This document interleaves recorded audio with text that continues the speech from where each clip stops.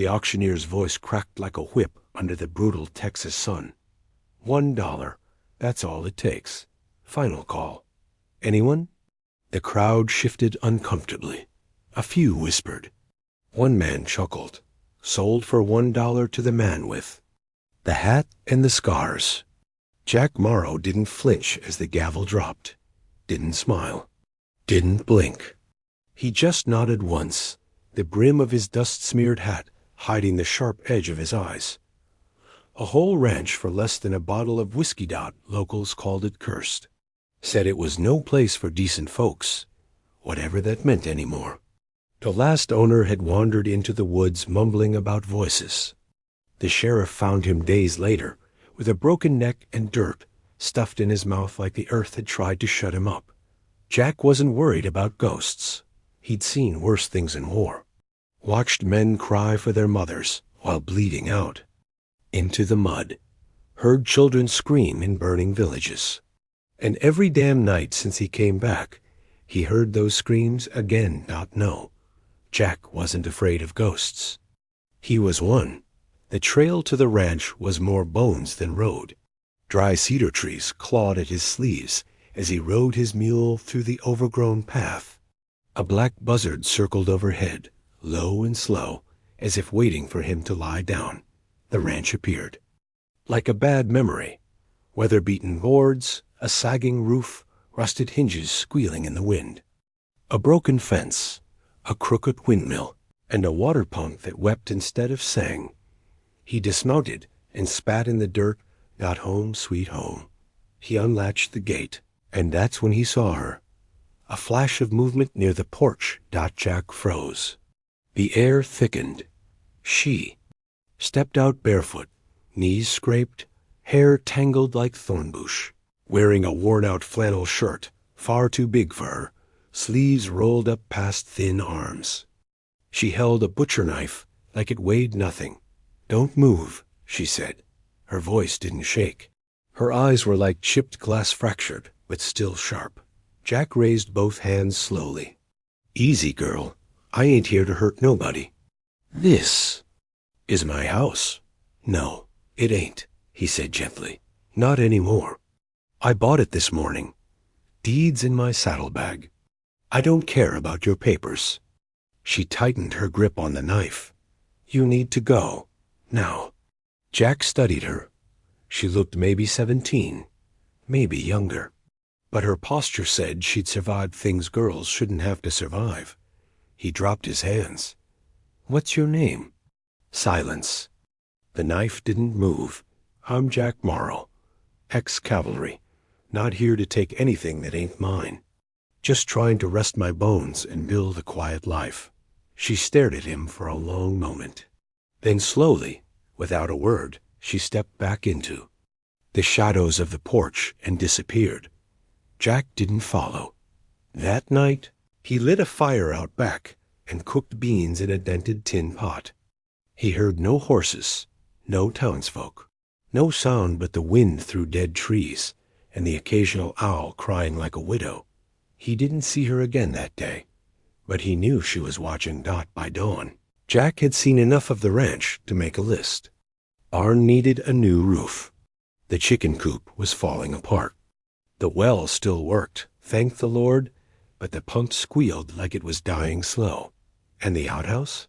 He didn't even want to talk about it. He spent the morning patching fences and the afternoon cutting firewood. Every time he looked up, he caught movement in the windows. Then, just before sunset, a voice came from the porch. "You'll need to fix the back corner of the barn. Coyotes chewed through it last winter." He turned. She stood there again, arms crossed. "Thanks," Jack said, wiping sweat from his brow. "You got a name?" "Ellie. Ellie. You been living here alone?" "Since Mama died?" Jack felt something twist in his chest. He didn't ask how long ago that was. Didn't ask how she'd eaten, or where she slept during the storms. She left me this land, said it's all we got. "You got any family?" She looked off toward the hills. "Not the kind that helps." Jack nodded slowly. "You planning on staying?" She didn't answer, just turned and went back inside. The third night, it rained. Jack dragged his bedroll into the barn and laid it near the hay. The wind wailed like a dying wolf, and somewhere deep in the rafters, something thumped once, twice. He told himself it was just loose boards, but then he heard it a whisper. He sat up, ears straining. Nothing. Then again closer this time. A girl's voice, soft, mournful. Singing, "Hush now, baby, don't you cry. The wind's gonna carry your soul to the sky." Jack stepped outside. The song stopped. Lightning flashed across the plains, and in that instant, he saw her silhouette standing in the field, barefoot, arms raised to the sky like she was calling something home. When the thunder rolled, she was gone. In the morning, Jack found boot prints in the mud. Not Ellie's. Too big, deep, fresh, and next to them a bloodstain, soaked into the ground just beyond the barn. He crouched down, touched it, still tacky. He stood up slowly, senses on fire. Someone had been here, watching. Close. Later that day, he confronted her. "Ellie, you got something to tell me?" She didn't look up from the stew pot on the porch. "There was blood outside the barn," he said. "Footprints. Someone else was here." She stirred slowly.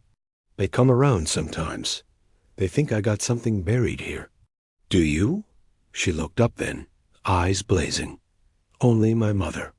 Jack leaned against the post. "You got enemies, girl? Don't you?" He couldn't argue with that night, as the wind howled and coyotes cried in the distance. Jack sat beside the fire with his rifle across his knees. The ranch had secrets. That much was clear, but so did the girl. And Jack Morrow wasn't sure which was more dangerous. Jack Morrow didn't sleep the rest of that night. He kept his rifle by his side, sat near the barn door, and listened to wind, to creaks in the rafters, to every damn thing that might be a whisper or might just be the storm. But nothing came. When the sun rose, Ellie was already on the porch, a tin cup of coffee in her hand, like she'd been up all night too. "You always stand guard?" she asked, voice low. Jack took the cup she offered and sipped. "Strong enough to peel paint. Only when something's worth protecting." She didn't respond, just sat down on the top step and stared out across the field, like she was watching for something or someone on the horizon. The next few days passed in uneasy silence. Jack worked. He repaired the barn roof, raced the gate, got the well, pumped to stop crying. Ellie stayed distant watching, sometimes helping, mostly quiet. Like she didn't want to be seen, but needed to make sure he didn't ruin what was left. She moved like a shadow, barefoot in the grass, hair uncombed, eyes always alert. Sometimes she sang that lullaby again, soft and low, when she thought no one was listening. Jack didn't ask what it meant. He figured if she wanted to talk, she would. But on the fifth night, the walls whispered again. He was in the main house, if you could call it that, nailing shut a broken window. The sun had dipped. Shadows crawled through the hall. Then a breath, a voice soft, female, right behind him. "He's still here." Jack spun around, rifle in hand. Nothing. Just cracked floorboards and peeling wallpaper. But the air was cold, heavy. He stepped outside fast, heart pounding like a war drum. Ellie was on the porch again, sharpening a hunting knife. "You heard it too," she said without looking. Jack didn't answer. "You think I'm crazy?" "No," he muttered. "I think you're surviving." The next morning, he followed her to the creek. She walked straight through the woods, ducking under branches, stepping over thorn vines like she'd done it 100 times. Jack kept pace, his boots crunching while hers made no sound. At the water's edge, she knelt and started washing clothes. "You ever think of leaving?" he asked. She paused, wrung out a shirt, Every day. But where would I go? This land's all I have. You ever try town? She laughed a sharp, bitter sound. Men stare. Women whisper. And someone always ends up asking who my people are. She looked up at him then. Mama was Comanche. Papa was white. Neither side wanted. Me once she died. Jack sat down beside her, the mud squelching under his weight. I used to think the army was family, he said quietly. Turns out, they only love you while you're useful. Ellie tilted her head. What happened? Jack took a long breath. Afghanistan. Wrong coordinates. Wrong house. Women, kids. Boom. All gone. He didn't look at her. We weren't even supposed to be there. She said nothing. Just reached into the creek and let the cold water run over her wrists. Now you understand, she said finally, why I don't trust anyone. They walked back together in silence. But it was a different kind of quiet, not cold, just full dot, like maybe both of them were starting to breathe for the first time in years. That night, Jack dreamed of fire. He saw a face melted screaming. A little girl in a burning hut, clutching. Something close. Something red dot when he woke. Sweat poured down his back, and Ellie was standing at the foot of his bedroll, eyes wide. You said her name in your sleep, she whispered. Maya. Jack sat up. You were listening? She nodded. She yours? He looked away. Was. They didn't speak again that night. 2 days later, Ellie showed him the cellar. I think it's time, she said. The trapdoor was hidden under a ragged rug in the back room. Boards creaked as Jack followed her down. The air was cool, damp, the kind of place that kept secrets, pressed into stone. She lit a lantern. Shadows danced across old shelves, boxes, spiderwebs. After Mama died, I found her journal here. Ellie sighed. She was keeping records, maps, old stories, land grants. Jack frowned. Land grants? Ellie reached behind a loose board and pulled out a wrapped bundle. Inside, a torn piece of parchment with fading ink. My grandfather got this land from a government agent in 1852, signed and stamped, but he never filed it proper. Mama kept it hidden. Said someday I might need it. Jack took the paper gently. It was brittle as old skin. The signature matched the town records. This deed's real. Ellie nodded. But no one would believe a half-wild girl in rags. You think someone tried to erase this? Why else would the last 3 owners vanish? She whispered. Why else would strangers sneak onto our land in the dark? Jack stared at the parchment. Suddenly, the whispers in the walls made a different kind of sense. They came for her that night. A man in a gray coat rode up while the sun dipped low, tipping his hat like a polite demon. Evenin', he said with a smile too smooth. I'm looking for a girl named Ellie Grace. Heard she was squatting where she don't belong. Jack stood in the yard, rifle resting over his shoulder. No one by that name here, he said coolly. The man's eyes narrowed. You must be the new owner. Funny thing, someone sells you land for $1, then you find out you're not alone. Awful unlucky. Is that a threat? No, sir, the man said with a grin. Just advice. He turned his horse and rode away slow, whistling a broken tune. Ellie appeared from the barn shadows as the man vanished into the dust. That's one of them, she said. Been watching me for weeks. Why didn't you tell me? Because I don't like feeling helpless. Jack clenched his jaw. You're not. But in the dark, he saw her hands trembling. That night, they moved the deed to a hidden spot under the floorboards. Jack reinforced the doors, loaded his rifle, cleaned the shotgun, made Ellie practice firing both. You aim like you mean it, he said.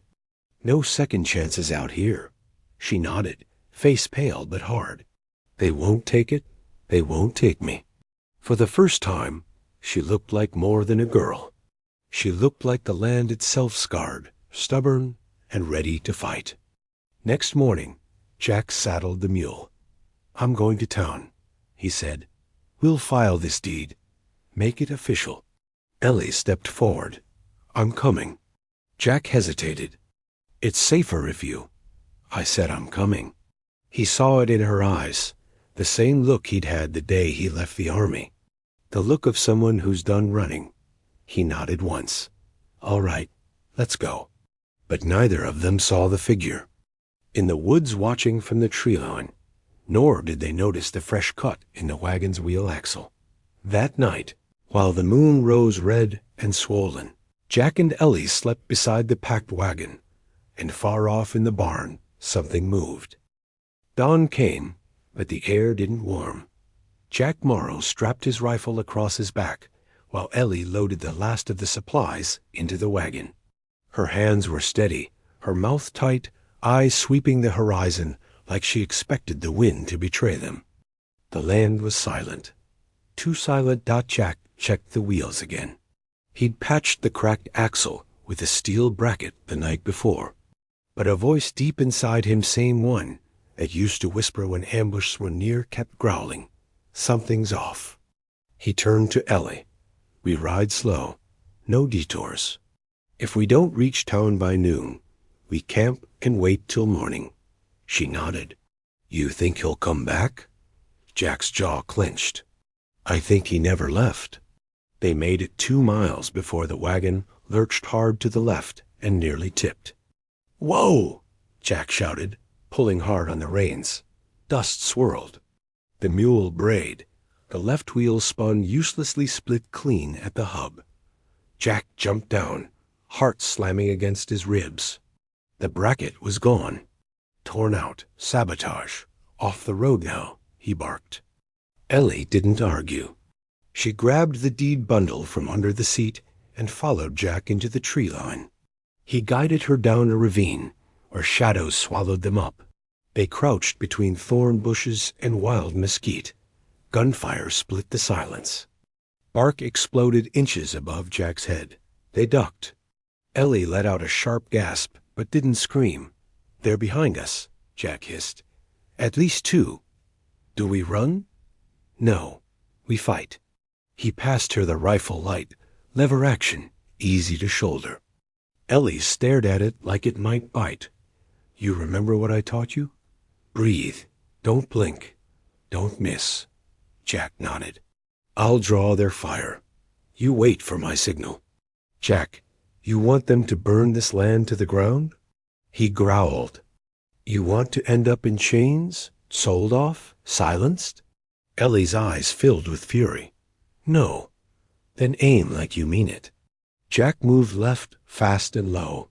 He flanked the ravine wall and found a rock outcropping for cover. Bullets whizzed past, one punching through his sleeve. A warm trickle slid down his arm.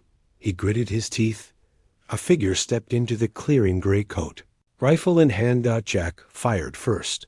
The man went down hard, his weapon clattering across stones. But a second shadow moved fast, another gunman, heavier, carrying a shotgun. He fired. Boom, and dirt exploded near Ellie's hiding spot. Jack screamed, "Now!" The girl rose like a ghost in the dust. Her hands were shaking, but her eyes locked onto the target. She squeezed the trigger.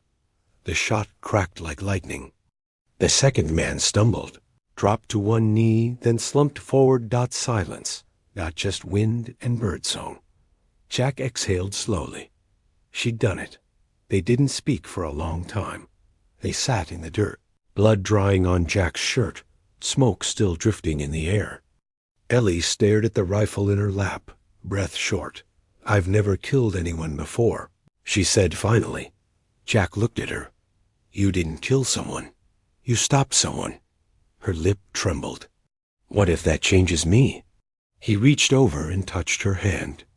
"It already has, but not the way you think." They buried the men under a mesquite tree. Jack didn't ask questions. He recognized the brand on the rifle stock's railroad men, hired muscle. The kind of filth used to run people off land that suddenly became valuable. Back at the ranch, he stitched his arm shut with shaking fingers. Ellie brought him whiskey to bite on, but he didn't flinch. Not for pain like that. Dot he could see it, now the whole picture. Someone knew about that deed.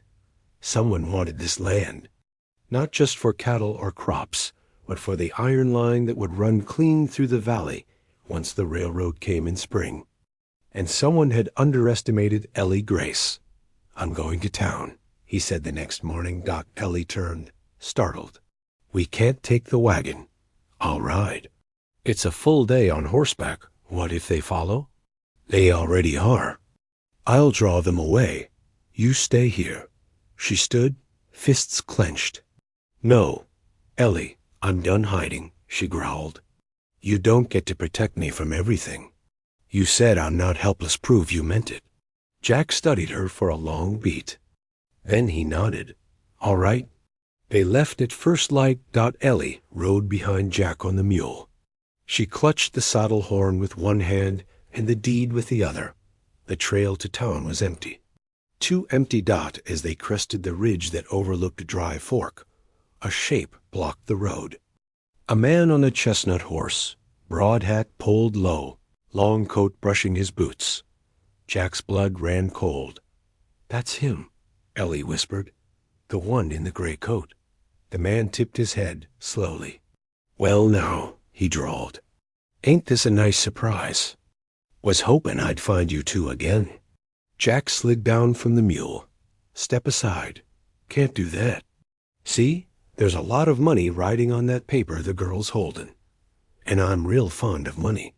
You'll have to kill me first." The man smiled. That was the idea.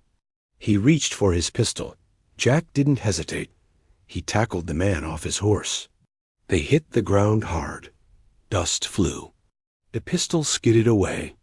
The two men rolled fists, knees, elbows, grunts. The man was stronger, but Jack was meaner. He grabbed a rock and smashed it across the man's temple once, twice until he stopped moving. Jack stood, chest heaving. Ellie hadn't moved. She was frozen in the saddle, eyes wide. "It's done," he said, wiping blood from his lip. She nodded. "Let's finish this." Dry Fork was buzzing when they rode in. Jack didn't speak to anyone. He tied the mule outside the courthouse, walked up the steps with Ellie beside him, and handed the deed to the clerk. The old man blinked. "Where'd you find this?" Jack pointed to Ellie. "It's hers. Passed down. Documented. Stamped." The clerk examined the paper, then disappeared into the back. 30 minutes later, he returned with the judge. An hour after that, Ellie. Grace stood with the paper in her hand, bearing the seal of the county court. Legal owner of the entire ranch. All 270 acres. She didn't smile. She cried. Not big, shaking sobs, just a quiet release. Like something had finally stopped squeezing her chest after years of holding its breath. Jack placed a hand on her shoulder. "It's yours, all of it."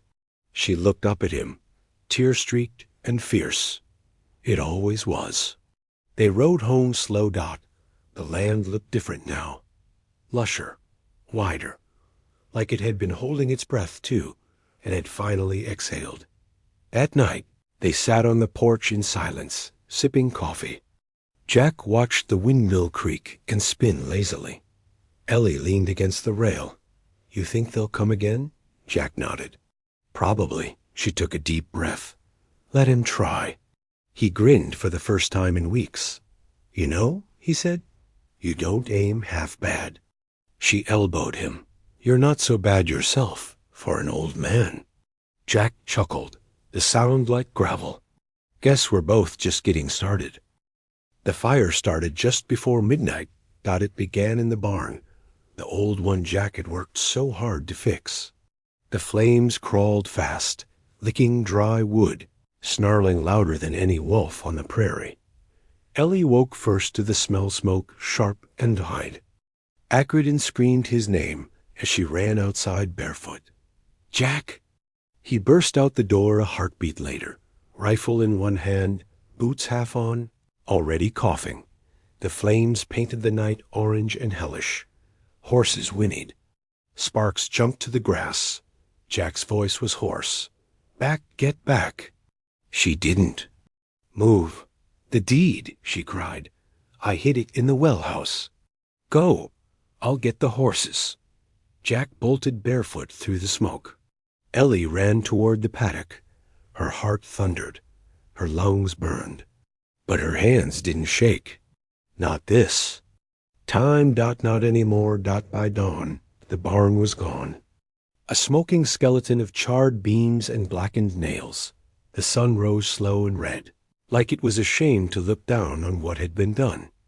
Jack sat on a stump, coughing, arms scratched, lip bleeding. Ellie stood over the ruins, fists clenched. "Saw boot prints again," she said, her voice like steel. "Coming in from the west fence line." Jack nodded grimly. They didn't get what they wanted. He held up the deed, smoke-scorched but intact. "They'll keep coming," she whispered. "Then we keep standing." In the days that followed, they didn't rebuild the barn. Not yet. They left the ruins as they were, a warning, black and jagged against the sky. Instead, they focused on fencing, on planting, on cleaning the house. Ellie painted a sign by the front gate, "Grace Ariancine to Fancy," just black letters on dry wood. But when she hammered it into the earth, Jack watched her with quiet awe. The girl who used to hide in the walls now stood tall in the open, barefoot, strong and proud. They filed charges in town. Sheriff Harper grizzled, honest, and not one. To play dumb agreed to look into the arson. "I'll dig into the railroad men," he said, spitting tobacco into a cactus. "Wouldn't be the first time they tried to erase people with fire." Ellie crossed her arms. "Won't be the last either." Jack asked if there would be any protection. The sheriff gave him a long look. "Not from the law. But I got a cousin who fought at Palo Alto. He owes me.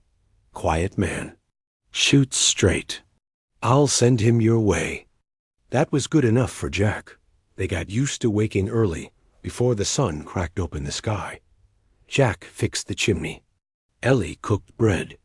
They took turns patrolling the fence. Sometimes they spoke. Sometimes they didn't need to.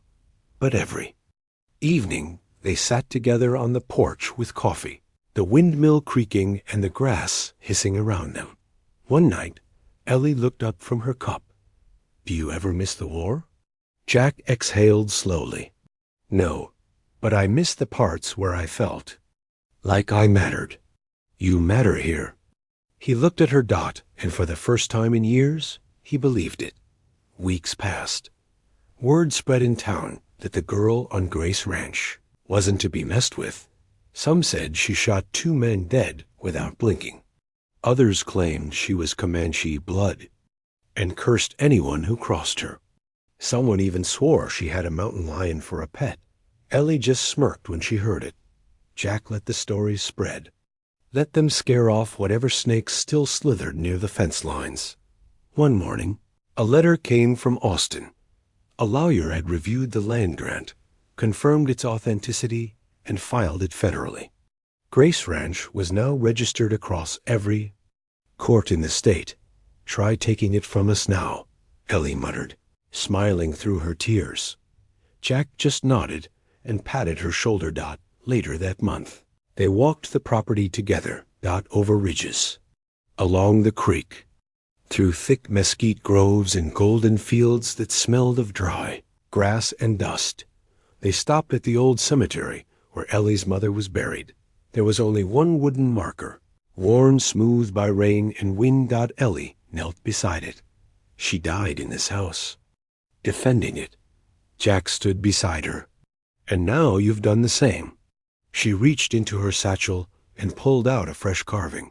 She'd whittled it from cedar wood, letters careful and straight. Mariah Grace. She loved this land into L-I-F-E. She drove it into the soil beside the first, and she sat there, silent, not broken, not even grieving, just remembering. Can Jack Let her sit. Let the land remember too. That night, thunder rolled on the horizon. Ellie stood in the doorway, watching the clouds gather. I'm not scared of the storms anymore, she said. Good, Jack replied, because they're never really gone. They just wait. She looked back at him. So do we. A month later, a man in a fine suit rode up the road. He came with papers and maps and smiled too much. I represent the West Line Company, he said. We'd like to make you an offer. Jack didn't answer. He just nodded toward Ellie. The man turned to her, clearly unprepared. We're offering $75,000 for the property. No, he blinked. We'd give you a new home. Anywhere you'd like. Even Dallas. Ellie folded her arms. This is my home. The man licked his lips. Miss Grace, you're sitting on what could be a junction for a trans-state line. She smiled faintly. Then I'm sitting on gold. His smile faded. We will build with or without your consent. You may as well profit. Jack stepped forward now, slowly, calm. If you build across her land, we'll take it to court. And if that fails? The man asked. Jack's hand rested on his hip. Then we fight a different way. The man rode away fast. They didn't see him again, and the ranch lived. The grass grew. The chickens came. Back. The well flowed clear. The whispers faded, not because the land forgot, but because it had finally been heard. One evening, Ellie found Jack by the windmill, oiling the gear teeth. He looked older in the light, not broken, just weathered. Like something finally at peace. She walked up beside him. I was thinking, she said. Dangerous, he replied, not looking up. She smiled. I want to build something. A school, or a place for girls like me. Jack paused. Looked at her. Think. They'd come? I think they'd crawl out of walls to get here. Jack nodded slowly. Then we build it. That fall, Jack carved a second sign. He nailed it next to the first at the ranch gate. Grace Ranch, a place to begin. Again Ellie watched. Him from the porch. You didn't have to do that. I know, but thank you. The last line of fence was built on the last day of October. Jack hammered in the final post as the wind turned cold. He looked out over the land gold. Green, wild. He thought of everything that had been lost. And everything that had been saved.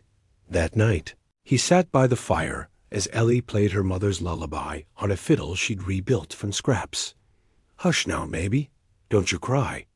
The wind's gonna carry your soul to the sky. The walls didn't whisper any more. They listened, because the ranch remembered. And this time, it remembered peace.